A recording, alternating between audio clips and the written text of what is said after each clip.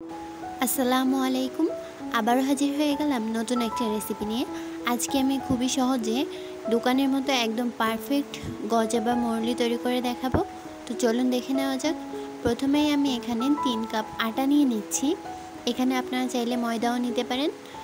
এরপর এখানে আমি 1 টেবিল চামচ লবণ দিয়েছি। রান্নার রেগুলার তেল দিয়ে দিচ্ছি 2 টেবিল চামচ। এবার আমি এটাকে হাত দিয়ে ভালো করে মেখে নেব।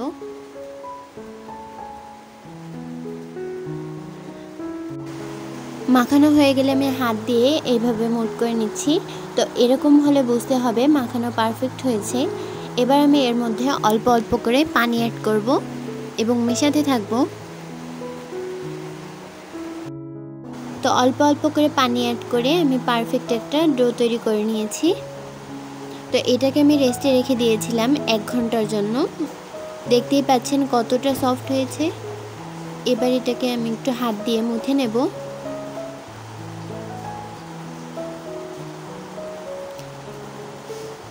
এটাকে আমি 2 ভাগ করে নিয়েছি। এর উপর দিয়ে আমি একটু হালকা আটা ছিটিয়ে দিচ্ছি। এবার একটা বেলুন দিয়ে আমি এটাকে বেলে নেব।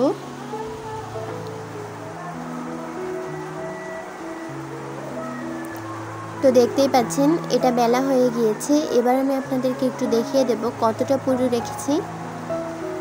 দেখতেই পাচ্ছেন বেশি পাতলা করিনি। এবার একটা ছুরি দিয়ে আমি চারপাশটা কেটে নেব।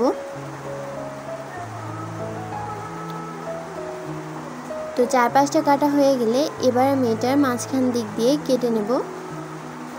এবার আমি এটাকে চিকন চিকন করে কেটে নেব।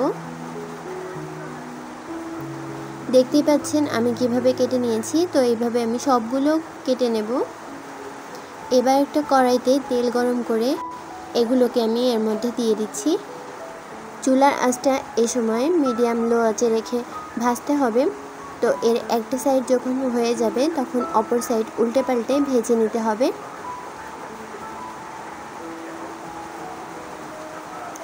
তো দেখতেই পাচ্ছেন এগুলো আমি একদম বাদামি কালার করে ভেজে নিয়েছি। এবার এগুলোকে আমি তুলে নেব।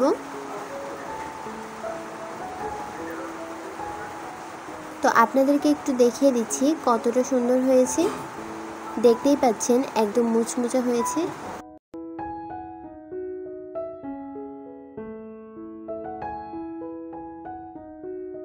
তো এবার আমি একটা পাত্রে 1 কাপ চিনি দিয়ে দিয়েছি। এর মধ্যে আমি সামান্য পরিমাণে একটু পানি দিই। এবার আমি এটাকে নাড়াচাড়া করতে থাকবো যতক্ষণ না চিনিটা গলে যায়। চিনিটা গলে গেলে এর মধ্যে আমি মুরলিগুলোকে দিয়ে দিচ্ছি। দিয়ে অনবরত নাড়াচাড়া করতে হবে। এই সময় চুলার আঁচটা একদম লো আঁচে রেখে দিতে হবে। অনবরত নাড়াচাড়া করে নিতে হবে। দেখতেই পাচ্ছেন চিনিগুলো গজার গায়ের সাথে মিশে আসছে। তো এই তো হয়ে গেল বাড়িতে একদম পারফেক্টভাবে দোকানের মতো মজাদার গজা রেসিপি। তো আজকে এই পর্যন্তই। সবাই সুস্থ থাকবেন। আল্লাহ হাফেজ।